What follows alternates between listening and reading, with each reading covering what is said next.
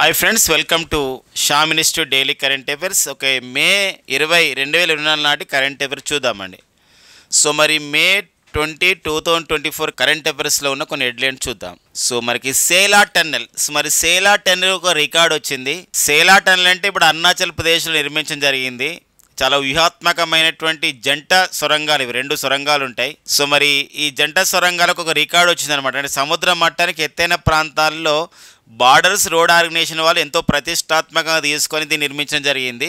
ఇది international book of the honour ఒక పురస్కారం ఇచ్చిందనమాట. ఒక గిన్నిస్ బుక్ రికార్డ్ లాగా లండన్ కేంద్రంగా ఇంకో సంస్థ ఉంటుంది, international book of the honour రికార్డ్ని ఇవ్వడం జరిగిందనమాట. ఇక నెక్స్ట్ వచ్చేసి మనకి నాసా వాళ్ళు త్వరలోనే ఒక ఫ్రీ ఫైర్ పోలార్ మిషన్ని మనకి న్యూజిలాండ్ నుండి ప్రయోగిస్తున్నారు. ఆ నేపథ్యాన్ని కూడా ఇక్కడ ఇవ్వడం జరిగిందనమాట. అంటే ఫ్రీ ఫైర్ పోలార్ మిషన్ అంటే పోలార్ ప్రాంతంలో, ధ్రువ ప్రాంతంలో జరుగుతున్నటువంటి వాతావరణ పరిస్థితులపైన అధ్యయనం చేయడానికి ఇది ఎంతో ఉపయోగపడుతుందని చెప్పొచ్చు అనమాట. అంతేకాకుండా ఇప్పుడు ఈ అంబాజీ వైట్ మార్బుల్, మరి ఇది ఒక జిఐ ట్యాగ్ ప్రోడక్ట్గా ఇటీవల కాలంలో కేంద్ర పరిశ్రమలు వాణిజ్య శాఖ వాళ్ళు దీన్ని చెప్పడం జరిగింది. అంబాజీ వైట్ మార్బుల్, దానికి సంబంధించిన విశేషం చూద్దామండి. సో వాణిజ్య ఆర్థిక భాగస్వామ్య ఒప్పందం అని చెప్పేసి అంటామండి. ఇక్కడ ట్రేడ్ ఎకనామిక్ పార్ట్నర్షిప్ అగ్రిమెంట్ అని చెప్పేసి ఇటీవల కాలంలో భారతదేశం ఐరోపా ఖండంలోని ఒక 4 దేశాలతో ఈ ఒప్పందం చేసుకోవడం జరిగింది. ఈ ఒప్పందం ద్వారా మన భారతదేశంలో సో ఒక సంబంధించినటువంటి కొన్ని పెట్టుబడులు రాబోతున్నాయని చెప్పి చెప్పొచ్చు అనమాట. ఆ విషయం అండి. ఇంకా నెక్స్ట్ వచ్చేసి ఎన్విరాన్మెంట్ పాయింట్ ఆఫ్ వ్యూలో శ్రీలంక బ్యాక్డ్ బ్రాక్, అంటే గతంలో ఉనికిని కోల్పోయినటువంటి, అంటే గతంలో ఉండి ఇప్పుడు లేనటువంటి జీవి అనమాట. మళ్ళీ అంతరించిపోయిన జాబితాలో చేర్చబడినటువంటి కప్ప అనేది ఇటీవల కాలంలో గుర్తించడం జరిగింది. ఐలరానా గ్రాసిలిస్ అని దాని యొక్క సైంటిఫిక్ నేమ్. అది ఎక్కడ దొరికింది ఏందో విషయం చూద్దామండి. అండ్ దేడా మెథడ్ అని చెప్పేసి అంటాం. ఇది ఒకటి కోయ కమ్యూనిటీ వాళ్ళు, కొన్ని ట్రైబల్స్ వాళ్ళు ఈ యొక్క వ్యవసాయం చేస్తూ ఉంటారు. ఈ వ్యవసాయంలో ఏమొస్తుందంటే ఓకేనా, గత కొద్ది కాలం నుంచి ఏదైతే తన పూర్వీకుల నుంచి వచ్చినటువంటి ఏదైతే విత్తనాలు ఉంటాయో ఆ విత్తనాలను అట్లే ప్రొటెక్ట్ చేస్తారనమాట. అంటే హైబ్రిడ్, ప్రపంచమంతా హైబ్రిడేషన్కి వెళ్ళింది. వ్యవసాయం చేయడంలో హైబ్రిడ్ విత్తనాలు వాడుతారు. కానీ ఈ సంబంధించిన ట్రైబల్స్ వాళ్ళు ఏం చేస్తారంటే పూర్వీకుల నుంచి వచ్చినటువంటి విత్తనాలని సాగు చేస్తూ వాటిని మళ్ళీ ప్రొటెక్ట్ చేస్తారు అనమాట వివిధ పద్ధతుల ద్వారా. అది మనం దేడా మెథడ్ అని చెప్పేసి అంటాం అనమాట. ఇది నెక్స్ట్ వచ్చేసి డిజిటల్ అరెస్ట్. ఏదైతే అనుమానాస్పదమైనటువంటి సోషల్ మీడియా అకౌంట్స్ని బ్యాన్ చేయడమే ఈ యొక్క డిజిటల్ అరెస్ట్గా పిలుస్తాం. మరి మైక్రోసాఫ్ట్ సంబంధ మద్దతుతో కేంద్ర ప్రభుత్వం 1000 స్కైప్ ఐడీస్ని బ్యాన్ చేయడం జరిగింది అనమాట. ఇది మనకి మే 2024లో ఉన్నటువంటి ఇంపార్టెంట్ ఒక హెడ్లైన్స్గా మనం చూస్తూ ఇప్పుడు ఇన్ డీటెయిల్గా వెళ్ళే ప్రయత్నం చేద్దాం. నెక్స్ట్ వచ్చేసి ఫ్రెండ్స్, ఇక్కడ సేలా టన్నెల్ ఇది ఇంటర్నేషనల్ బుక్ ఆఫ్ ది ఆనర్కి వెళ్ళడం జరిగిందండి. వెరీ వెరీ ఇంపార్టెంట్గా మనకు ఉంటుంది ఫ్రెండ్స్. ఇక్కడ సేలా టన్నెల్ ఎవరు నిర్మించడం జరిగిందంటే BRO, బ్రో అంటే ఇక్కడ బార్డర్స్ రోడ్ ఆర్గనైజేషన్ అండి. బార్డర్స్ రోడ్ ఆర్గనైజేషన్ అని చెప్పేసి అంట. బ్రో అనగా బార్డర్స్ రోడ్ ఆర్గనైజేషన్ అండి మనకి. సో మన బార్డర్లో తర్వాత ఈ మౌలిక సదుపాయాల కల్పన విషయంలో, పర్టికులర్గా రహదారుల నిర్మాణం చేసే విషయంలో ప్రపంచ ప్రఖ్యాతి సాధించినటువంటి సంస్థ ఈ యొక్క బ్రో అనే సంస్థ అని చెప్పొచ్చు అనమాట. ఓకేనండి. ఇక నెక్స్ట్ వచ్చేసి గతంలో ఇప్పుడు మనం భారతదేశం కాదు, భూటాన్ దేశంలో కూడా కొన్ని మౌలిక సదుపాయాల కల్పనలో ఈ యొక్క రహదారుల నిర్మాణంలో చాలా క్రియాశీలకంగా వ్యవహరిస్తుంది బ్రో సంస్థ. ఇటీవల కాలంలో ఎంతో ప్రతిష్టాత్మకంగా చార్ధామ్ ప్రాజెక్టును నిర్మిస్తూ ఉంది. చార్ధామ్ అంటే ఉత్తరాఖండ్ రాష్ట్రంలో యమునోత్రి, గంగోత్రి, కేదార్నాథ్, బద్రీనాథ్ అని చెప్పేసి అంటాం. ఈ 4 ప్రాంతాలని కలుపుతూ ఒక పిలిగ్రిమేజ్ ప్లేస్ని, ఒక యాత్రాస్థలంగా అభివృద్ధి చేసే ఉద్దేశంతో 900 కిలోమీటర్ల మేర జాతీయ రహదారిని కూడా ప్రతిష్టాత్మకంగా నిర్మిస్తున్న సంస్థ బ్రో సంస్థ. షింకులా పాస్ అని చెప్పేసి అంటాం, అది నిర్మిస్తుంది బ్రో. గతంలో మరి అటలు సొరంగ మార్గాన్ని కూడా బార్డర్స్ రోడ్ ఆర్గనైజేషన్ వాళ్ళు నిర్మించడం జరిగింది. ఈ బార్డర్స్ రోడ్ ఆర్గనైజేషన్ వాళ్ళు మరి ఈ సంస్థ దేని పరిధిలోకి వస్తుంది, ఏ శాఖ పరిధిలోకి వస్తుంది అంటే మినిస్ట్రీ ఆఫ్ ది డిఫెన్స్ అండి. అంటే కేంద్ర రక్షణ శాఖ పరిధిలోకి వస్తుంది. ఒక్కోసారి అటు అడిగే అవకాశం ఉంటుంది. ఎందుకోసం అంటే నిర్మాణాలు చేస్తుందంటే జనరల్గా నిర్మాణాలు అంటే జాతీయ రహదారి కాబట్టి ministry of the roads and transport highways, అంటే కేంద్ర రోడ్లు రవాణా జాతీయ రహదారుల మంత్రిత్వ శాఖ కాదు. సో రక్షణ శాఖ పరిధిలోకి ఇది వస్తున్న విషయాన్ని గమనించాల్సిన అవసరం ఉంటుంది. మరి ఈ సేలా టన్నెల్ ఇది మనకి అస్సాంలోని తేజ్పూర్ నుండి అరుణాచల్ ప్రదేశ్లోని తవాంగ్ మధ్య ఇది సేలా టన్నెల్ అని కలుస్తుంది. ఈ సేలా టన్నెల్ అనేది ట్విన్ టనల్ అంటే రెండు సొరంగ మార్గాలు ఉంటాయండి, రెండు రవాణా సొరంగ మార్గాలు ఉంటాయి. సో ఈ రెండు సొరంగ మార్గాలు సముద్ర మట్టానికి సీ లెవెల్కి ఎంత ఉంటుంది అంటే 13,000 అడుగుల ఎత్తున ఉంటాయండి. ప్రాజెక్టు వర్తకులో భాగంగా బార్డర్స్ రోడ్ ఆర్గనైజేషన్ వాళ్ళు దీన్ని వ్యూహాత్మకంగా నిర్మించడం జరిగింది. ఇది ఎందుకోసం అంటే ఒకవేళ చైనాతో యుద్ధ పరిస్థితులు వచ్చినప్పుడు కూడా ఏంటంటే చైనా కొంచెం ఎత్తైన ప్రాంతంలో ఉంటుంది, సొరంగ మార్గం కాబట్టి చైనా వాళ్ళు అక్కడ చూసినా కూడా వివిధ మార్గాల ద్వారా చూసినా కూడా కనపడిన పరిస్థితి అనమాట. అందుకే ఇది ఒక వ్యూహాత్మకమైనటువంటి సొరంగంగా భావిస్తున్నారు. 13,000 అడుగులు ఎత్తున కట్టారంటే మనం అర్థం చేసుకోవచ్చు అని చెప్పేసి ఎంత వ్యూహాత్మకమైన విషయం అనమాట. అంటే యుద్ధ సమయంలో ఉపయోగపడే అవకాశం ఉంది, ప్రజలకు కూడా ఉపయోగపడుతుంది. సో మనకి ఇంపార్టెంట్ ఏంటంటే ఎందుకు ఇది న్యూస్లో ఉంది అనేది ప్లేసెస్ ఇన్ ద న్యూస్గా ఒక జాగ్రత్త పాయింట్ ఆఫ్లో గుర్తుపెట్టుకోవచ్చు.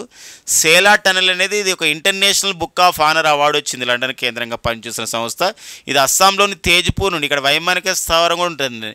అస్సాంలోని తేజ్పూర్లో మనకి వైమానిక స్థావరం కూడా ఉంది. తేజ్పూర్లో గతంలో ఇదే తేజ్పూర్ వైమానిక స్థావరం నుండి భారత రాష్ట్రపతి ద్రౌపది ముర్ము గారు ఈ యొక్క సుకోయి యుద్ధ విమాన విన్యాసాల్లో కూడా పాల్గొనడం జరిగిందనమాట.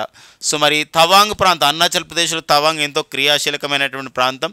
ఆ తవాంగ్ ప్రాంతంలో కూడా మనకి మన భారత తొలి సిడిఎస్ ఉన్నారు, అంటే చీఫ్ ఆఫ్ ది డిఫెన్స్ స్టాఫ్గా పనిచేసినటువంటి బిపిన్ రావత్ వారి యొక్క విగ్రహం కూడా అక్కడ తవాంగ్లో ఏర్పాటు చేసుకోవడం జరిగిందనమాట. ఈ రెండు ప్రాంతాలను కలుపుతూ తేజ్పూర్ నుండి తవాంగ్ కలుపుతూ, తేజ్పూర్ అంటే అస్సాం, తవాంగ్ అనేది అరుణాచల్ ప్రదేశ్ కలుపుతూ సో రెండు జంట సొరంగ మార్గాలను గతంలోనే మనం ఏర్పాటు చేసుకున్నాం 13,000 అడుగుల ఎత్తున. దాన్ని ఇప్పుడు ప్రారంభించుకోవడం జరిగింది. అండ్ ఇంకొకటి దీనికి ఒక ఇంటర్నేషనల్ బుక్ ఆఫ్ ఆనర్ అవార్డుని కూడా, అంటే ఇంటర్నేషనల్ బుక్ అంటే ఇది ఒక అతి ఎత్తైనటువంటి ప్రాంతంలో ఉన్నటువంటి జంట సొరంగాలని చెప్పేసి ఒక రికార్డు కూడా నమోదు చేసుకోవడం జరిగింది. ఆ రికార్డుని ఎవరు ఇచ్చారని చెప్పేసి అంటే ఇక్కడ ఒక ఇంటర్నేషనల్ బుక్ ఆఫ్ ఆనర్ వాళ్ళు ఇవ్వడం జరిగిందనమాట. వెరీ ఇంపార్టెంట్గా ఉంటుందండి. సో మనకి ఇంకా ఇలాంటి వ్యూహాత్మకమైన విషయం అస్సాం అరుణాచల్ ప్రదేశ్లో మరొకటి ఉందండి. ఏంటంటే అది Bogibeel rail cum rail cum road వంతెన అని చెప్పేసి అంటామండి. బోగిబిల్ రైల్ కమ్ రోడ్ వంతెన ఇది కూడా ఒక వ్యూహాత్మకమైనది. మరి ఇది మనకి గతంలోనే ప్రారంభించారు మనము. ఇది అస్సాంలోని ఒక దిబ్రూగఢ్ నుండి అరుణాచల్ ప్రదేశ్లోని దిమాజ్ వరకు ఉంటుంది. ఇది రైల్ కమ్ రోడ్ బ్రిడ్జ్ అనమాట. 4.94 కిలోమీటర్స్ ఉంటుంది. ఇది మన భారతదేశంలోనే పొడవైనటువంటి రైల్ కమ్ రోడ్ వంతెనగా సో అస్సాం అరుణాచల్ ప్రదేశ్లో ఉంది. ఈవెన్ ఈ యొక్క రైల్ కమ్ రోడ్ వంతెన పైన సుకోయి, రఫేల్ లాంటి యుద్ధ విమానాలు కూడా can take off and landing అనమాట. అంటే అక్కడ నుండి మనం అక్కడి నుంచి ల్యాండ్ అవుతాయి అండ్ పైకి కూడా వెళ్ళి ఒక టేక్ ఆఫ్ అయ్యి ఒక సంబంధించినటువంటి దృఢంగా ఈ బోగిబిల్ ఆ రోడ్ వంతెనని రైల్ కమ్ రోడ్ వంతెనను కూడా ఏర్పాటు చేసుకోవడం జరిగిన నేపథ్యాన్ని ఇక్కడ చూసుకోవాల్సిన అవసరం మనకు ఉంటుందండి. ఇది సేలా టన్నెల్ ఎక్కడుంది, దానికి సంబంధించిన విశేషాలండి. నెక్స్ట్ కరెంట్ అఫైర్ చూద్దామండి. ఫ్రీ ఫైర్ పోలార్ మిషన్ అని చెప్పేసి అంటామండి. ఏంటండి మరి ఫ్రీ ఫైర్ పోలార్ మిషన్ అనేది ఏంటి అని చెప్పేసి అంటే సో దీనికి ఒక అబ్రివేషన్ ఉందండి. అబ్రివేషన్లోనే మనకు తెలుస్తుంది అది ఏందని. సో ఇది May 22, 2024లో దీన్ని లాంచ్ చేయబోతున్నారు న్యూజిలాండ్ నుండి. సో ఇది ట్విన్ శాటిలైట్స్ అనమాట, 2 శాటిలైట్స్ ఉండే ఇందులోనే, రెండింటిని కూడా చేయబోతున్నారు. సో ఇది మనకేందంటే వాతావరణ మార్పులపైన అధ్యయనం చేస్తుంది ధృవాల ప్రాంతాల్లో. అక్కడ ఎందుకోసం ఈ మధ్యలో ధృవ ప్రాంతాలు చాలా మెల్టింగ్ అయిపోతుంది. అంతేకాకుండా అక్కడ మనకు ఈ గ్లోబల్ వార్మింగ్ ఎఫెక్ట్ అనేది చాలా కనబడుతుంది అనమాట. అలాంటి వాటిని అధ్యయనం చేస్తుంది. సీ లెవెల్ సైజ్ అంటే ఇక్కడ ఏంటంటే సముద్ర మట్టం అనేది ఎలా పెరుగుతుంది అనే విషయం పైన అధ్యయనం చేయడానికి ఇది ఏర్పాటు చేశారు. 2 ధృవ ప్రాంతాలు అంటే ఇక్కడ ఏంది ఆర్కిటిక్ అండ్ అంటార్టిక్ ప్రాంతాలు. అందుకే దీన్ని ట్విన్ శాటిలైట్స్ అనమాట, 2 శాటిలైట్స్ ద్వారా దీన్ని చేస్తున్నారు నాసా వాళ్ళు. దీనికి మరి ఫ్రీ ఫైర్ అంటే అబ్రివేషన్ ఉందండి. ఫ్రీ ఫైర్ అంటే ఎఫ్ అంటే ఇక్కడ పి అంటే పోలార్, ఆర్ అంటే radiant energy in the far infrared experiment. Infrared అంటే అంటే వివిధ రకాలైనటువంటి ఒక వ్యవస్థల ద్వారా ధ్రువ ప్రాంతాల్లో జరుగుతున్నటువంటి పర్యావరణ మార్పులని అధ్యయనం చేయడం దీని యొక్క ప్రధానమైన ఉద్దేశంగా మనం చెప్పుకోవచ్చు అనమాట. ఇది ప్రీ ఫైర్ పోలార్ మిషన్ అని చెప్పేసి ఉంటుంది. ఇది May 22, 2024 నాసా వాళ్ళు న్యూజిలాండ్ నుండి ప్రయోగించబోతున్నారు. అంటే న్యూజిలాండ్ నుండి ప్రయోగించడానికి గల కారణం ఏంటంటే 2 ధృవ ప్రాంతాలు కూడా సో ఈ అధ్యయనం చేయడం అనేది ఒక సులువుగా ఉంటున్నటువంటి ప్రాంతం ఉంటుంది. అక్కడ శాటిలైట్స్ ఆ ప్రాంతాలను చేయడానికి ఈజీగా ఉంటుందనే నేపథ్యంలో నాసా ఈ నిర్ణయం తీసుకోవడం జరిగింది. వెరీ వెరీ ఇంపార్టెంట్గా మనకు ఉంటుంది. ఎందుకోసం ఈ మధ్య కాలంలో మనము అంటార్టికా ప్రాంతంలో ఇప్పుడు అంటార్టికా సంబంధించినటువంటి పరిశోధన కేంద్రాన్ని ఏర్పాటు చేయడానికి ప్రణాళికలు సిద్ధం చేసుకుంటున్నాం. ఆల్రెడీ అంటార్టికా ప్రాంతంలో దక్షిణ గంగోత్రి మైత్రి, భారత్ సంబంధించినటువంటి రీసెర్చ్ స్టేషన్ ఉన్నాయి. దక్షిణ గంగోత్రిని అఫ్ కోర్స్ దాన్ని నిలిపేశారు. మైత్రి అండ్ ఒకనా భారతి ఉన్నాయి. ఇప్పుడు మైత్రి 2 అనే పేరు మరో సంబంధించినటువంటి ఒక పరిశోధన కేంద్రాన్ని అంటార్టికా ప్రాంతంలో మనం ఏర్పాటు చేస్తున్నటువంటి విషయం అనమాట. ఇది ఒక ఇంపార్టెన్స్ ఉంది. ఇంకోటి అంటార్టికా ప్రాంతం ఈ మధ్య కాలంలో కూడా న్యూస్లో ఉంది. కారణం ఏంటంటే అక్కడ మౌంట్ ఎరిబస్ అని చెప్పేసి ఒక అగ్నిపర్వతం ఉంది. అగ్నిపర్వతం మౌంట్ ఎరిబస్ అని చెప్పేసి అంటామండి. మౌంట్ ఎరిబస్, ఈ మౌంట్ ఎరిబస్ ఏది ఒక కరెంటు జాగ్రత్తలో మనకి ఇంపార్టెంట్గా ఉంటుంది. మౌంట్ ఎరిబస్ ప్రత్యేకత ఏంటి? మౌంట్ ఎరిబస్ ప్రత్యేకత అంటే అక్కడ ఒక అగ్నిపర్వతం అది ఎరప్షన్ అయిపోయింది, వాల్కనో ఎరప్షన్ అయిపోయింది, విస్ఫోటనం అవుతుంది. సో లావా విడుదలవుతుంది. ఆ లావాలో ఈ అగ్ని రేణువులలో ఏముంటుందంటే రోజుకు ఒక 80 గ్రాముల బంగారం కూడా ఆ విస్ఫోటనంలో బయటకు వస్తుంది. దాని కింద ఏమైనా బంగారు కానీ ఉండొచ్చు అని చెప్పేసి ఒక పరిశోధన చేస్తున్నారు ఇక్కడ. అలాంటి నేపథ్యంలో ఇవి ఒక క్రియాశీలకంగా చెప్పొచ్చు అనమాట, ఈ ఉపగ్రహాలని ప్రయోగించడం అనేది.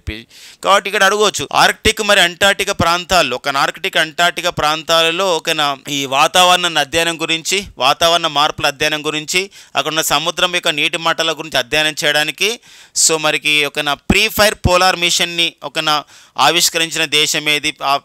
2 శాటిలైట్స్ పంపించినటువంటి దేశం అంటే అమెరికా. సంస్థ అంటే నాసా. ఏ రోజున ప్రయోగిస్తున్నారు, ఎక్కడి నుండి ప్రయోగిస్తున్నారు, ఆ పాయింట్ కొంచెం ఇంపార్టెంట్గా చూసుకోవాలండి. ఇక నాసా, అమెరికా అంతరిక్ష పరిశోధన సంస్థని మనకు నాసా అంటామండి. 1958లో ఏర్పాటు చేయబడింది నాసా. నాసా అనగా దాని నార్త్ అమెరికా కాదండి. ఇక నాసా అంటే నేషనల్ ఏరోనాటిక్స్ ఒక స్పేస్ అడ్మినిస్ట్రేషన్ అని చెప్పేసి అంటే మన నేషనల్ ఏరోనాటిక్స్ స్పేస్ అడ్మినిస్ట్రేషన్గా ఈ నాసాను మనం పిలుస్తాం అన్నమాట. కానీ నాసాకు ప్రజెంట్ అడ్మినిస్ట్రేటర్గా ఎవరున్నారంటే బిల్ నిల్సన్ అనేవారు నాసాకు అడ్మినిస్ట్రేటర్గా ఉన్నారు.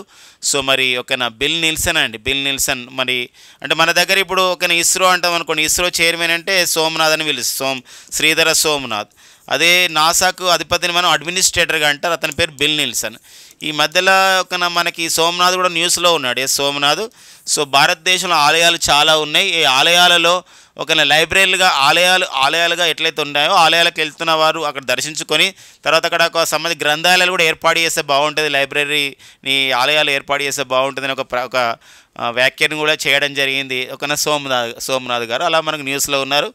సో నిల్వ కూడిచే సింహగల్ అని ఒక ఆత్మకథ రాశారు, విడుదలైంది, బట్ స్టాప్ చేశారు. అంటే the Lions that drank the moon light అనే అర్థంతో వస్తుంది. కొన్ని వివాదాస్పదమైన అంశాలు ఉండడంతో దాన్ని బ్యాన్ చేయడం అంటే దాని పబ్లిషింగ్ని ఆ విధంగా ప్రచురణ నిలిపివేయడం జరిగింది.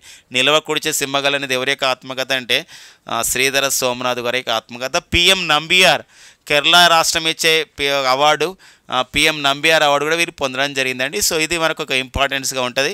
ఇక న్యూజిలాండ్ దేశం గురించి చెప్పుకోవాలంటే కొన్ని స్ట్రాటజీకే పరంగా కూడా కొంత ఇంపార్టెన్స్ ఉంటుంది. న్యూజిలాండ్ దేశంలో ఏంటంటే ప్రపంచంలో తొలిసారిగా మహిళలకు ఓటు కల్పించే దేశం న్యూజిలాండ్ దేశం. మరొక విషయం ఏంటంటే ఇక్కడ న్యూజిలాండ్కి ఇటీవల కొత్త ప్రధాని వచ్చాడు, అతని పేరు క్రిస్టఫర్ లక్సన్ అండి. న్యూజిలాండ్ కొత్త ప్రధాని వచ్చేసేవారంటే క్రిస్టఫర్ లక్సన్ అనేవారు. సో ఏ దేశానికి నూతన ప్రధానమంత్రి అన్నంటే ఇక్కడ న్యూజిలాండ్ దేశానికి నూతన ప్రధాని కావడం జరిగిందనమాట. నెక్స్ట్ కరెంట్ పేపర్ చూద్దాం. అంబాజీ వైట్ మార్బుల్ అనమాట. ఏందండి Ambaji white marble GI tag ఏంటంటే జియోగ్రఫికల్ ఇండికేషన్ ట్యాగ్ అని చెప్పేసి అంటాం. ఇది గుజరాత్ అనమాట. ఈ మధ్య కాలంలోనే గుజరాత్లో ఒక వస్త్రం ఏదైతే ఉందో కచ్ ప్రాంతంలో దొరికి ఏదైతే గజ్రక్ అని చెప్పేసి ఏదైతే ఉందో అది జిఐ ట్యాగ్ రావడం జరిగింది. దీని యొక్క ప్రత్యేకత ఈ వస్త్రానికి 2 వైపులో కూడా డిజైన్లు ఉంటాయి, దాని జిఐ ట్యాగ్ వచ్చింది అనమాట. ఈ అంబాజీ వైట్ మార్బుల్ యొక్క ప్రత్యేకత ఏంటంటే ఇది ఒక సంబంధించిన ఒక రసాయనిక చర్య ద్వారా ఇవన్నీ కూడా ఏర్పడతాయి భౌగోళిక ప్రాంతాల్లో. సో ఇది ఏంటంటే ఒక రకమైనటువంటి మినరల్స్ ఉండడం ద్వారా మరింతగా నాణ్యతగా ఉంటుందని చెప్పేసి ministry of the commerce industry వాళ్ళు ఇచ్చే ఏదైతే జియోగ్రఫికల్ ఇండికేషన్ రిజిస్టర్ వాళ్ళు ఇస్తారు కదా, మన చెన్నై కేంద్రంగా ఉన్న సంస్థ ప్రకటించడం జరిగింది. So geographical indications of the goods registrations and protection act 1999 ప్రకారం ఈ జిఐ ట్యాగ్ ప్రొడక్ట్ అని దీనికి ఇవ్వడం జరిగింది. అంటే జిఐ ట్యాగ్స్ అంటే జియోగ్రఫికల్ ఇండికేషన్ ట్యాగ్స్ అని చెప్పేసి అంటే మన భౌగోళిక ఉత్పత్తులు. మన దేశంలో ఇది మనకి ఎవరు ఇస్తారు, ఏ మంత్రిత్వ శాఖ వాళ్ళు ఇస్తారంటే ministry of the commerce and industry అని చెప్పేసి అంటే కేంద్ర పరిశ్రమలు వాణిజ్య శాఖ వాళ్ళు ఈ జిఐ ట్యాగ్ని ఇస్తారు. ఈ జిఐ ట్యాగ్ పైన ఎవరి యొక్క సిఫార్సు మేరకు ఏర్పాటు చేయబడిందంటే WTO వరల్డ్ ట్రేడ్ ఆర్గనైజేషన్ చేసిన సిఫార్సుల మేరకు 1999లో భారత ప్రభుత్వం ఒక చట్టం చేసింది. So geographical indications of the goods act, దీన్ని మనం రిజిస్ట్రేషన్ అండ్ ప్రొటెక్షన్ యాక్ట్ అంటే రిజిస్ట్రేషన్ చేసుకోవాలి, దాని యొక్క పర్యవేక్షణ కూడా చేసుకోవాలి, రక్షించుకోవాలన్నమాట ఆ ప్రొడక్ట్ని అని చెప్పేసి ఒక యాక్ట్ అనమాట. దీని ప్రకారం వ్యవసాయ ఉత్పత్తులకు అంటే అగ్రికల్చర్ ప్రొడక్ట్స్కి, ఫుడ్ స్టఫ్స్కి. ఒక అగ్రికల్చర్ ప్రొడక్ట్స్ అంటే మనకి ఇప్పుడు మనం రీసెంట్గా మన తాండూరు కందిపప్పుకి వచ్చింది. సో మరి అది అగ్రికల్చర్ ప్రొడక్ట్గా మనకు ఉంటుంది. ఒక ఫుడ్ స్టఫ్ అని చెప్పేసి అంటాం. ఫుడ్ స్టఫ్ అంటే ఇప్పుడు మనకి ఈ మధ్యకాలం ఆత్రేయపురం పూతరేకులకు వచ్చింది, అదొక ఫుడ్ స్టఫ్ అండి. వైన్ అనమాట, ఈ మధ్యలో అస్సాంలో ఉండేటువంటి వైన్ అనేది దానికి కూడా వచ్చింది. అండ్ స్పిరిట్ డ్రింక్స్ కూడా మనకు వస్తాయి. ఇప్పుడు డ్రింక్స్, స్పిరిట్ డ్రింక్స్ ఇవన్నీ కూడా. ఇప్పుడు డార్జిలింగ్ టీ అంటారు, అది మన దేశంలో ఫస్ట్ టైం జిఐ ట్యాగ్ వచ్చింది మనకంటే. జియోగ్రఫికల్ ఇండికేషన్ రిజిస్టర్ వాళ్ళు తొలిసారిగా దేనికి ఇచ్చారంటే డార్జిలింగ్ ట్రీకే ఇవ్వడం జరిగింది. హ్యాండీక్రాఫ్ట్స్ అని చెప్పేసి అంటాం ఇప్పుడు. సో ఇప్పుడు మనకి ఏటుకోపాక చెక్క బొమ్మలు ఉన్నాయి, అవి హ్యాండీక్రాఫ్ట్స్కి ఇచ్చారు. కొన్ని ఇండస్ట్రియల్ ప్రొడక్ట్స్ కూడా మనకి జిఐ ట్యాగ్ అనేది రావడం జరుగుతుంది అనమాట. ఇది మొత్తం కూడా ఇలా జిఐ ట్యాగ్ని ఇస్తారు. ప్రజెంట్ అయితే మనకి జిఐ ట్యాగులు అనేది మన దేశంలో ఏ రాష్ట్రంలో ఎక్కువగా పొందిన జిఐ ట్యాగులు పొందిన రాష్ట్రం మొన్నటి వరకు అయితే తమిళనాడు ముందంజలో ఉండే జిఐ ట్యాగ్ ప్రొడక్ట్లు ఎక్కువగా వచ్చిన దాంట్లో. ప్రజెంట్ అయితే మాత్రం ఒక 75 జిఐ ట్యాగ్ ప్రొడక్ట్లతో ఎక్కువగా ప్రకటించబడేటువంటి రాష్ట్రం ఏదంటే ఉత్తరప్రదేశ్ రాష్ట్రం. ఇట్లా అప్డేట్ కావాల్సిన అవసరం అనుకుంటే తర్వాత స్థానంలో తమిళనాడు ఉంది. మరి what about and Andhra Pradesh and Telangana.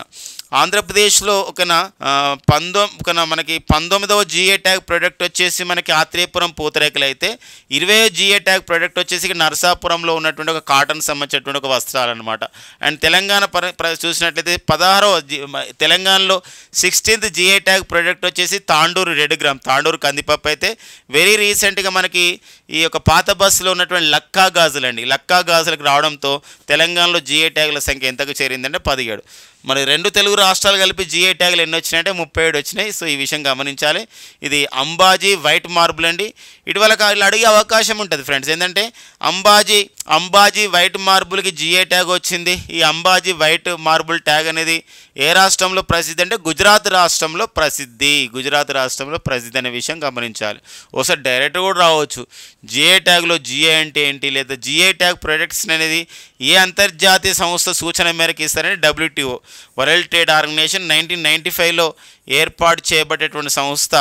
మారకేష్ ఒప్పందం ద్వారా ఏర్పాటు చేయబడ్డ సంస్థ WTO. ఎందుకోసం అంటే ఈ మారకేష్ ఒప్పందం వచ్చేసి ఇప్పుడు 90 years అవుతుందండి, కాబట్టి వెరీ ఇంపార్టెంట్గా ఉంటుంది. మరి వరల్డ్ ట్రేడ్ ఆర్గనైజేషన్ అనేది ప్రధాన కార్యాలయం వచ్చేసి జెనీవాలో ఉందండి. అండ్ ద ప్రెసిడెంట్ WTOకి డైరెక్టర్ జనరల్గా ఎవరు పనిచేస్తున్నారు అంటారు. So Ngozi Okonjo Iweala my dear friends, ఇక్కడ గోజీ ఒకాంజో ఐవియాల. మరి గోజీ ఒకాంజో ఐవియాల WTOకి డైరెక్టర్ జనరల్గా నియమితులైనటువంటి తొలి మహిళగా, అండ్ WTOకి డైరెక్టర్ జనరల్గా నియమితులైనటువంటి తొలి ఆఫ్రికన్ మహిళగా. సో మరి Ngozi Okonjo ఐవియాల గుర్తించబడ్డారు. World trade organisation ప్రపంచ వాణిజ్య సంస్థలో ప్రజెంట్ ఎన్ని సభ్య దేశాలు అంటే మనం ప్రీవియస్ క్లాసులో కూడా డిస్కస్ చేసినాం. WTOలో ప్రజెంట్ సభ్య దేశాల సంఖ్య వచ్చేసి 166 అండి. సో భారత్ మనకు వ్యవస్థాపక సభ్య దేశంగానే ఉంది. మరి WTOలో 166 సభ్య దేశాలు ఉంటే 166 చివరిగా 2 దేశాలు చేరడం జరిగింది WTOలో. అవి వచ్చేసి మనకి తూర్పు తైమూర్ లేదా తైమూర్ లేస్తే అని చెప్పేసి అంటాం. మరొకటి కామరూస్ దేశం అనే విషయం గమనించండి, ఓకేనండి. సో ఈ 2 పాయింట్స్ కూడా ఇంపార్టెంట్గా ఉంటాయండి. ఇప్పుడు కామరూస్ దేశం అంటున్నాం, కామరూస్ దేశం, కామరూన్ దేశం ఉంటుంది, కామరూస్ దేశం ఉంటుంది. అండ్ ఈస్ట్ తైమూర్లు అంటారు, లేకపోతే తైమూర్ లేస్తే అని చెప్పేసి అంటాం. ఇంగ్లీష్లో రాస్తారు తైమూర్ లేస్తే అంటాం, తెలుగులో అయితే తూర్పు తైమూర్ అని చెప్పేసి అంటాం. ఈ రాజధానులు కూడా కొంచెం ఇంపార్టెంట్ ఉంటాయి. ఎందుకోసం కొన్ని సెంట్రల్ గవర్నమెంట్ ఎగ్జామ్స్కి వెళ్ళినప్పుడు రాజధానుల పైన కూడా అడుగుతాడు. కామరూస్ దేశ రాజధాని అంటాడు. కామరూస్ దేశ రాజధాని వచ్చేసి మొరోని అండి. మొరోని అనేది కామరూన్ దేశ రాజధాని కామరూస్. అదే కామరూన్ దేశ రాజధాని వచ్చేసి అది యౌండే అండి, యౌండే అది. అందుకోసం అంటే కామరూన్ దేశం అది. కామరూన్ దేశం అంటే ప్రపంచంలోనే మలేరియా టీకాని తమ ప్రజలకు అందుబాటులోకి తెచ్చిన తొలి దేశం కామరూన్ దేశం. తూర్పు తైమూర్ దేశ రాజధాని, తూర్పు తైమూర్ దేశ రాజధాని వచ్చేసి దిల్లీ అండి, దిల్లీ. ఎందుకోసం అంటే మన భారతదేశ రాజధాని ఉచ్చారణ కూడా ఒక్కోసారి మనం ఢిల్లీ అంటాం. ఇది ఢిల్లీ వేరే కూడా ఢిల్లీ వేరే, మనది ఢిల్లీ, ఇది దిల్లీ అండి. సో ఈ 2 విషయాల్ని మనం గుర్తుపెట్టుకోవాల్సిన అవసరం మనకు ఉంటుందండి. ఇది అంబాజీ వైట్ మార్బుల్ గురించి జిఐ ట్యాగ్ గురించి వచ్చినప్పుడు జరుగుతున్నటువంటి విషయాలు అనమాట, ఓకేనా. నెక్స్ట్ కరెంట్ ఎవరు చూద్దాం. వాణిజ్య ఆర్థిక భాగస్వామి ఒప్పందం అండి, తెపా అని చెప్పేసి అంటాం. తెపా అంటే ట్రేడ్ ఎకనామిక్ పార్ట్నర్షిప్ అగ్రిమెంట్ అని చెప్పేసి అంటాం, తెపా అని చెప్పేసి అంటాం. So very very important. ఎందుకోసం అంటే ఒక అంతర్జాతీయ విషయాలు, ఒక ఇంటర్నేషనల్ రిలేషన్ పరంగా మనం చూసినట్లయితే ఇక్కడ ట్రేడ్ ఎకనామిక్ అంటే ఒక ట్రేడ్ ఎకనామిక్ పార్ట్నర్షిప్ అగ్రిమెంట్ అని చెప్పేసి అంటే మన పార్ట్నర్షిప్ అగ్రిమెంట్ అంటే ఇక్కడ అర్థమైందంటే పార్ట్నర్షిప్ అండి. ఇది భారతదేశం ఒక 4 దేశాలతో, స్విట్జర్లాండ్, నార్వే, ఐస్లాండ్, లిచెస్టన్ అని చెప్పేసి అంటాం. సో ఇది యూరోపియన్ ఫ్రీ ట్రేడ్ అగ్రిమెంట్లో భాగంగా అనమాట ఇదంతా చేస్తుంటే యూరోపియన్ ఫ్రీ ట్రేడ్ అగ్రిమెంట్ అంటే ఐరోపా దేశాలతో మనం స్వేచ్ఛా వాణిజ్యాన్ని పెంపొందించుకోవాలి. ఇప్పుడు మనకు 1992 సంవత్సరంలో వచ్చింది ఇక్కడ ఆప్టా ఒప్పందం వచ్చింది. ఆప్టా ఇందులో మన భారతదేశం చేరింది. ఆప్టా ఒప్పందం అంటే ఇక్కడ ఆసియన్ ఫ్రీ ట్రేడ్ అగ్రిమెంట్ అంటే ఆగ్నేయాసియా దేశాలతో చేసే ఒక స్వేచ్ఛా వాణిజ్య ఒప్పందంలో మనం చేరినాం. అదేవిధంగా అంటారంటే యూరోపియన్ ఫ్రీ ట్రేడ్ అగ్రిమెంట్లో భాగంగా 4 దేశాలతో మనం ఇప్పుడు ఒక తెపా ఒప్పందం చేసుకున్నాం. ఈ యొక్క ఐరోపా ఖండంలో 4 దేశాలు, స్విట్జర్లాండ్ దేశం, నార్వే, ఐస్లాండ్, లిచెస్టన్.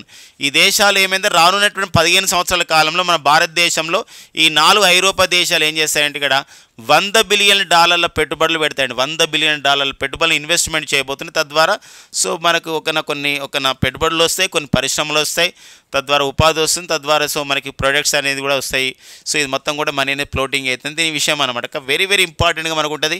ఏ దేశాలతో మనం ట్రేడ్ ఎకనామిక్ పార్ట్నర్షిప్ అగ్రిమెంట్ చేస్తున్నాము, దేనిలో భాగంగా చేస్తున్నాం అంటే యూరోపియన్ ఫ్రీ ట్రేడ్ అగ్రిమెంట్లో భాగంగా చేస్తున్నాం. సో ఎంత పెట్టుబడులు రాబోతున్నాయి ఇలాంటి విషయాలు మనకి ఇంపార్టెంట్గా మనకు ఉంటాయండి. ఇంత యూరోపియన్ యూనియన్ గురించి మనం మాట్లాడుతున్న నేపథ్యం అనమాట. యూరోపియన్ యూనియన్ అంటాం. యాక్చువల్గా యూరోపియన్ యూనియన్ అనేది సో మనకి ఎన్ని దేశాలు ఉంటాయంటే యూరోపియన్ యూనియన్లో మొత్తం కూడా 27 సభ్య దేశాలు ఉంటాయండి. మొత్తం యూరోపియన్ యూనియన్లో సభ్య దేశాలు 27 సభ్య దేశాలు ఉంటాయి. మన యూరోపియన్ యూనియన్ యొక్క ప్రధాన కార్యాలయం అనేది ఎక్కడ కలదంటే ఇది బెల్జియం రాజధాని బ్రజెల్స్లో ఉంటుంది ఫ్రెండ్స్. ఇక్కడ బెల్జియం రాజధాని బ్రజెల్స్లో ఉంటుంది. మరి యూరోపియన్ యూనియన్ కమిషన్కి ప్రజెంట్ అధ్యక్షురాలుగా పనిచేస్తున్నటువంటి ఒక మహిళ ఉందండి. సో వారి ఒక ఇంపార్టెంట్ మహిళ, వారి ఊర్సులా వాన్ డెర్ లియాన్ అండి. ఊర్సులా వాన్ డెర్ లియాన్ అనేవారు. సో మరి జర్మనీ దేశానికి చెందిన వీరు ప్రజెంట్ యూరోపియన్ యూనియన్ కమిషన్కి అధ్యక్షురాలుగా పనిచేస్తున్న నేపథ్యం అనమాట. ఈ మధ్యలో బెల్జియం దేశం కూడా మన న్యూస్లో ఉంది. సో అంటే నాటో ప్రధాన కార్యాలయం కూడా బెల్జియం ఉంది. మన నాటో ఏర్పాటు చేయబడి 75 ఇయర్స్ అయిన సందర్భంగా ఈ ప్రాంతం ఇంపార్టెంట్గా ఉంటుంది. బెల్జియం ఇటీవల కాలంలో ఒక చట్టం తీసుకొచ్చింది. ఎకోసైడ్ చేయడాన్ని లేదా పర్యావరణాన్ని లేదా జీవావరణాన్ని ఎవరైతే ధ్వంసం చేస్తారో అదొక నేరంగా ప్రకటించినటువంటి తొలి ఐరోపా దేశంగా ఇటీవల గుర్తించబడింది బెల్జియం దేశం అనే విషయం గమనించండి. అంటే ecocide is a criminal, it is a crime అనమాట. ఎకోసైడ్ ఈజ్ ఏ క్రైమ్ అని ఏ దేశం ఇటీవల కాలంలో ప్రకటించిందంటే బెల్జియం.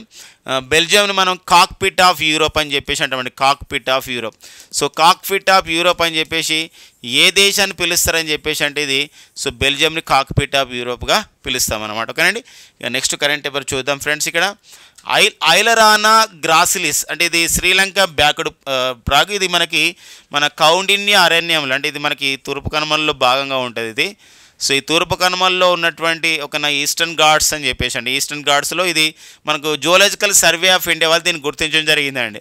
సో ఇదేమంటారంటే దీనికి కౌండిన్య అభయారణ్యం ఎక్కడ ఉందంటే చిత్తూరు జిల్లా ఈ పలమనేరు ప్రాంతంలో మనకి ఇది కౌండిన్య అభయారణ్యం అని ఒక వైల్డ్ లైఫ్ శాంక్చురీ అనేది ఉంది. అక్కడ ఇది గుర్తించడం జరిగిందనమాట. అంటే అంతరించిపోయినటువంటి ఒక జీవిగా ఉండింది. బట్ ఇక్కడ జువలాజికల్ సర్వే ఆఫ్ ఇండియా చేసినటువంటి కృషిలో భాగంగా మరి ఐలరీనా గ్రాసిలిస్ ఇది ఒక శాస్త్రీయ నామం అండి. దానికి ఒక సాధారణంగా శ్రీలంక బ్యాక్డ్ ప్రాగ్గా సాధారణ నామం ఉంటుందన్నమాట. కాబట్టి మనకి ఇక్కడ ఈ మధ్య కాలంలో ఈ సీతాకోక చిలుకల పైన ఈ మధ్య కాలంలో కొన్ని కాంపిటేటివ్ ఎగ్జామ్లు అడగడం జరిగిందనమాట. కొత్తగా దొరికిన సీతాకోక చిలుకకి ఏమైనా పేరు పెట్టారు. లేకపోతే ఈ మధ్య కాలంలో చంద్రయాన్ 3 సక్సెస్ఫుల్ గుర్తుగా ఒక జీవికి ఒక పేరు పెట్టారు. ఇస్రోకి ఒక గుర్తుగా ఒక పేరు పెట్టడం జరిగింది. ద్రౌపది ముర్ము పేరు పైన కూడా ఒక జీవి పేరు పెట్టడం జరిగింది ఈ మధ్య కాలంలోనే. ఇవన్నీ కూడా మనకు ప్రీవియస్ క్లాసెస్లో డిస్కస్ చేసుకోవడం జరిగిందండి. ఇప్పుడు ఓకేనా మెలనోక్లోమిస్ ద్రౌపది అని చెప్పేసి ఇప్పుడు మనకి ఈ ఒడిషా పశ్చిమ బెంగాల్ ప్రాంతంలో దొరికినటువంటి ఆ సముద్రంలో దొరికిన చిన్న జీవికి ఎట్లా మెలనోక్లోమిస్ ద్రౌపది అనే పేరుతో ఒక శాస్త్రీయనామం పెట్టడం జరిగింది. ఇది మన భారత రాష్ట్రపతి ద్రౌపది ముర్ము గారి వారు చేసిన సేవలకు గుర్తింపుగా. ఇటీవల కాలంలో కొచ్చి ప్రాంతంలో కేరళలో ఒక చిన్న చేప దొరికింది, కొత్త జీవి. దానికి ఏమని పేరు పెట్టారంటే బ్రుసిత్రో ఇస్రో వచ్చేటట్టు ప్రజాతి జాతి ఉంటుంది కదా శాస్త్రీయ నామంలో, బ్రుసిత్రో ఇస్రో అని పేరు పెట్టడం జరిగిందనమాట. ఆ పాయింట్ ఇక్కడ ఇంపార్టెంట్గా మనకు ఉంటుందండి. ఓకేనా. సో ఈ మధ్య కాలంలో ఒక శిలాజం దొరికింది మన గుజరాత్ ప్రాంతంలో. ఒక పెద్ద పాము శిలాజం అనమాట. చాలా కొన్ని వందల సంవత్సరాల క్రితం, మిలియన్ సంవత్సరాల క్రితం ఉన్నటువంటి ఒక పాము అనమాట. ఆ పాము శిలాజం దొరికింది. శిలాజానికి ఏమని పెట్టారంటే వాసు వాసుకి ఇండికస్ అని చెప్పేసి ఒక పెట్టిరు అనమాట. ఇటీవల కాలంలో అర్జెంటీనా దేశంలో అయితే అతిపెద్ద ఒక డైనోసార్ దొరికింది, దానికి మన శివుడి యొక్క పేరు వచ్చేటట్టు పేరు పెట్టడం జరిగిందనమాట. ఇలా మనకి ఇంపార్టెన్స్గా మనకు ఉంటాయండి ఇది అన్నీ కూడా. సో ఇది ఎన్విరాన్మెంట్ పరంగా, పర్యావరణం పరంగా ఈ పాయింట్స్ మనకి వెరీ ఇంపార్టెంట్స్గా మనం చూసుకోవాల్సిన అవసరం ఉంటుందండి. ఇక నెక్స్ట్ వచ్చేసి ఓకేనా, నెక్స్ట్ వచ్చేసి మనకి ఏంటంటే ఇక్కడ దేడా మెథడ్ అని చెప్పేసి అంటామండి. ఏంటంటే దేదా మెథడ్ లేదా దేడా మెథడ్ అంటారు. ఏంటంటే సో ప్రిజర్వింగ్ ద సీడ్స్ అనమాట. ఏంటంటే ఏదైతే ఆన్సిస్టర్స్ అంటే మన పూర్వీకుల నుంచి వచ్చినటువంటి ఏదైతే విత్తనాలు ఉంటాయో వాళ్ళు భద్రపరుస్తారు. ఇప్పుడు పంట అవుతుంది, పంట అయిన తర్వాత అందులో కొంత భాగాన్ని తీసి ఏం చేస్తారంటే ఇంట్లో దాచిపెడతారు వివిధ యొక్క కన్జర్వేషన్ మెథడ్స్ ద్వారా. అదేవిధంగా ఇక్కడ ఏంటంటే అలా ఒక పద్ధతిని వాడుతున్నారనమాట ఇక్కడ. సో వీళ్ళు వేరే మ్యూరియల్ అని చెప్పేసి అంటే మ్యూరియల్ ట్రైబ్స్ అని చెప్పేసి అంటాం. ఈ మ్యూరియల్ ట్రైబ్స్ ఫార్మర్ వాళ్ళు ఇది చేస్తారు. ఈ మ్యూరియల్ ట్రైబ్స్ అనే వాళ్ళు ఏంటంటే ఛత్తీస్గఢ్, తెలంగాణ, ఆంధ్రప్రదేశ్, ఒడిషా వీళ్ళు కోయ భాష మాట్లాడతారు. వీళ్ళు కొన్ని ప్రాంతాల్లో ఇప్పుడు మనకి కొన్ని ప్రాంతాలు గుత్తికోయ కూడా అని పిలుస్తారండి. గుత్తికోయ వీళ్ళు యాక్చువల్లీ ఛత్తీస్గఢ్లో ఎక్కువ ఉంటారు, మైగ్రేటెడ్ అవుతున్నారు వివిధ ప్రాంతాల నుండి వివిధ ప్రాంతాలకి. సో వీళ్ళు చేసిన ఒక method of the preserving seeds అంటే ఏంటంటే విత్తనాల సంరక్షణ కార్యక్రమం ఏదైతే ఉందో ఆన్సిస్టర్స్ నుండి తమ పూర్వీకుల నుంచి వచ్చినటువంటి ఏదైతే ఒక విత్తనాలు కాపాడుతున్నారు, ఎలాంటి హైబ్రిడేషన్ విత్తనాలు వాడతలేరు అని చెప్పేసి మనకు ఒక ప్రకృతి పర్యావరణ సంరక్షణలో వీళ్ళు ప్రముఖ పాత్ర వహిస్తారు అని చెప్పేసి ఒక ఆర్టికల్ రావడం జరిగింది అనమాట. వెరీ ఇంపార్టెంట్గా మనకు ఉంటుంది. ఎందుకోసం అంటే ఈ ట్రైబల్ కమ్యూనిటీస్ పైన ఖచ్చితంగా ఈసారి క్వశ్చన్ వచ్చే అవకాశం ఉంటుంది. ఎందుకోసం ఫ్రెండ్స్ అంటే ఇక్కడ నవంబర్ 15, 2023 భారత ప్రధానమంత్రి నరేంద్ర మోడీ గారు జార్ఖండ్ రాష్ట్రంలోని కుంతి ప్రాంతంలో ఒక కార్యక్రమాన్ని ప్రారంభించారండి. భారతదేశంలో 75 గిరిజన జాతుల సంరక్షణ గురించి ఒక కార్యక్రమం, దాని PM జన్మన్ యోజన కార్యక్రమాన్ని ప్రారంభించడం జరిగింది. అలాంటి నేపథ్యంలో ఈ పాయింట్ మనకి ఇంపార్టెంట్గా ఉంటుంది. PVTG గ్రూప్స్ అని చెప్పేసి ట్రైబల్ గ్రూప్స్. PVTG అంటే ఏంటంటే పర్టికులర్లీ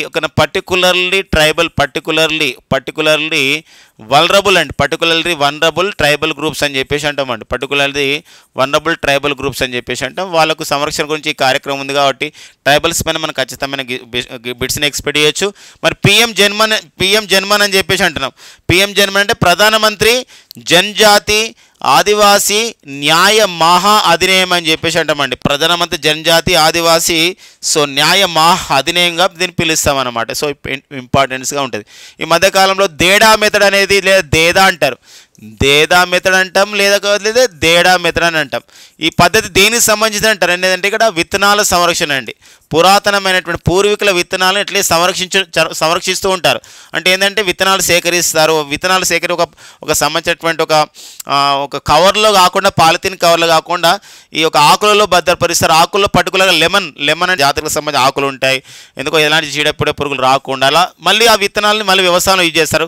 మళ్ళీ వ్యవసాయంలో యూజ్ చేసిన తర్వాత మళ్ళీ కొన్ని విత్తనాలని పంట పండిన తర్వాత మళ్ళీ ఆ విత్తనాలు మళ్ళీ సంరక్షణ చర్యలు చేపడతారనమాట. సో అది ఒక ప్రిజర్వింగ్ సీడ్స్లో ఒక పద్ధతిగా ఉంటుంది. దేడా మెథడ్ అనమాట. ఇది మురియల్ ట్రైబల్.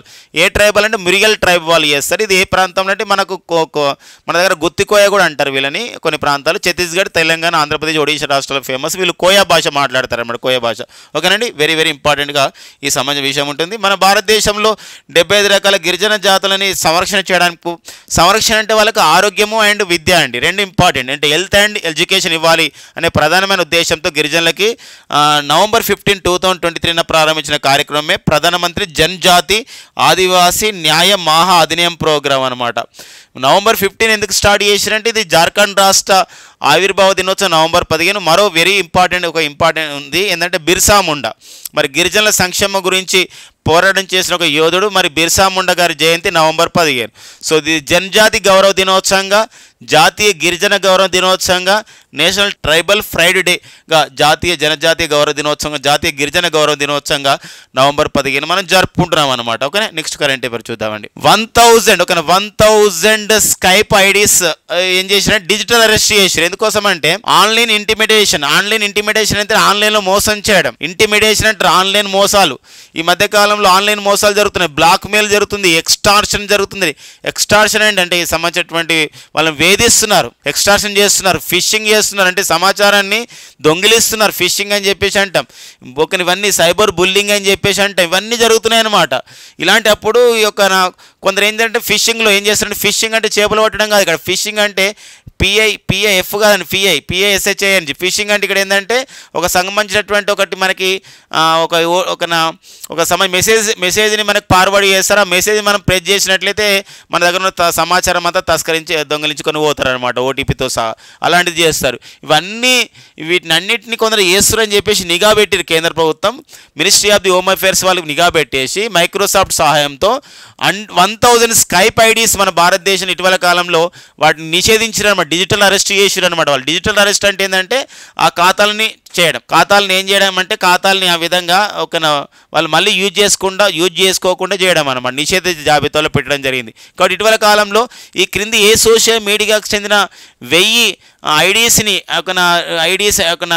దీన్ని డిజిటల్ అరెస్ట్ చేశారు కేంద్ర ప్రభుత్వం అంటే 1000 ఐడీస్, స్కైప్ ఐడీస్ అవి మైక్రోసాఫ్ట్ సహాయంతో చేయడం జరిగింది అనమాట, government of India.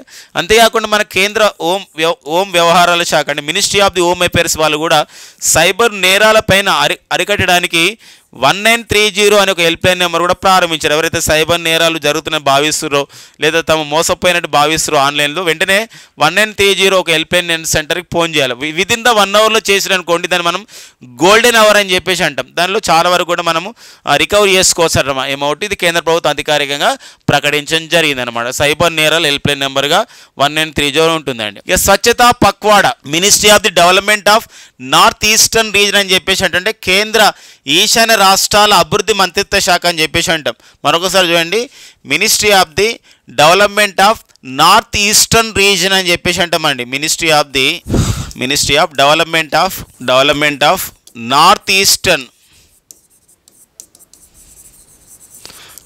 Eastern region అని చెప్పేసి అంటామండి. నార్త్ ఈస్టర్న్ రీజన్ అంటే కేంద్ర ఈశాన్య రాష్ట్రాల ప్రాంతీయ అభివృద్ధి మంత్రిత్వ శాఖ వాళ్ళు ఈ కార్యక్రమాన్ని అమలు చేస్తున్నారు. స్వచ్ఛతా పక్వాడా ఈ యొక్క 15 డేస్ పాటు అమలు చేస్తున్నారు, May 16 నుండి May 31 వరకు. ఇది యాక్చువల్గా ఏంటంటే స్వచ్ఛ భారత్ మిషన్లో భాగంగా. ఫ్రెండ్స్, మనందరికీ కూడా తెలుసు స్వచ్ఛ భారత్ అభియాన్ అనే కార్యక్రమం అయితే 2014 అక్టోబర్ 2న ప్రారంభించడం జరిగింది. మరి స్వచ్ఛ భారత్ అభియాన్ దీనిలో భాగంగా మనకి పరిశుభ్రత పైన అంటే క్లీన్లీనెస్ అంటాం, అండ్ ఎన్విరాన్మెంటల్ సస్టైనబిలిటీ పర్యావరణమైనటువంటి సుస్థిరత విషయాలు, ఈ 2 విషయాలపైన మనకి ప్రజల్లోకి అవగాహన కల్పించడం అనే ఒక ప్రధానమైన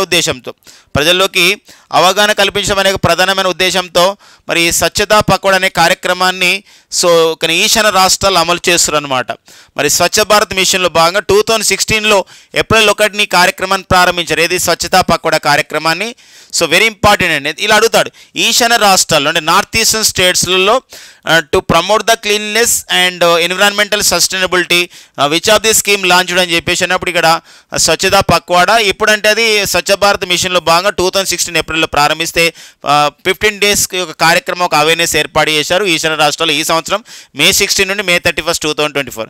స్వచ్ఛతా పక్వాడా అనేది ఉద్దేశం ఇంపార్టెంట్, అబ్జెక్టివిటీ పర్పస్ ఇంపార్టెంట్. ఈ ప్రమోట్ చేయడం అన్నమాట పరిశుద్ధం పైన, ఇంకోటి పర్యావరణం పైనటువంటి పర్యావరణ సుస్థిరాభివృద్ధి పైన చేయడం ప్రధానమైన ఉద్దేశంతో ఈ కార్యక్రమాన్ని అమలు చేస్తున్న సందర్భం అన్నమాట. ఓకేనండి, నెక్స్ట్ చూద్దాం. వరల్డ్ హైయెస్ట్ పేడ్ అథ్లెట్స్ 2024 ఇది మనకు ఫోర్బ్స్ మ్యాగజైన్ వాళ్ళు, ఏదంటే ఫోర్బ్స్ మ్యాగజైన్ వాళ్ళు మరి ప్రపంచంలో అత్యధికంగా వాళ్ళకి ఎక్కువగా రెమ్యునరేషన్స్ పొందుతూ వివిధ సంబంధించినటువంటి ఏవైతే వాళ్ళకు యాడ్స్ చేస్తారో పబ్లిసిటీ యాడ్స్ డబ్బులు అట్లా పొందుతున్న వాళ్ళు అనమాట. వరల్డ్ హైయెస్ట్ పేడ్ అథ్లెటిక్స్ అని అంటారు. ప్రపంచంలో ఎక్కువగా సంపాదిస్తున్నటువంటి అథ్లెటిక్ క్రీడాకారుల జాబితా, వరల్డ్ హైయెస్ట్ పేడ్ అథ్లెటిక్స్ జాబితా 2024 విడుదల చేయడం జరిగింది. ఇందులో టాప్ 3లో ఉన్నవారు మనకి ఇంపార్టెంట్ అండి. క్రిస్టియానో రొనాల్డో మరి $260 మిలియన్ సంపాదించడం జరిగింది తన ఒక సంవత్సర కాలంలో ఒక అథ్లెట్గా వివిధ యాడ్స్ చేస్తూ. అండ్ జాన్ రహమ్ ఇది స్పెయిన్ గోల్ఫర్, స్పెయిన్ దేశం చెందినటువంటి ఒక గోల్ఫ్ క్రీడాకారుడు అండి. గోల్ కాదండి, గోల్ కీపర్ అంటే మళ్ళీ వేరే, ఇది గోల్ఫర్ అనమాట, గోల్ఫ్ క్రీడాకారుడు. And Lionel messy Lionel Messi and Argentina దేశం చెందినటువంటి ఒక ఫుట్బాల్ క్రీడాకారుడు. వీరు టాప్ 3లో ఉండడం జరిగింది అనమాట. First Cristiano Ronaldo, Jon Rahm and Lionel Messi. ఇందులో జాన్ రహమ్ కొత్తగా వచ్చారు, ఇతను స్పెయిన్ దేశం చెందినటువంటి గోల్ఫర్ అనమాట, ఒక గోల్ఫ్ క్రీడాకారుడు. సో ఎవరు వచ్చారు టాప్లో ఏంటి విషయాలు మనకు రిపోర్టు, ఆ రిపోర్ట్లో ఉన్నటువంటి అంశం అనమాట. ఓకేనా. సో ఇవ్వండి మనకి ఈరోజు ఉన్నటువంటి అంటే మే 20, 2024లో ఉన్న ముఖ్యమైన కరెంట్ అఫైర్స్ అండి. Thank you friends and all the best.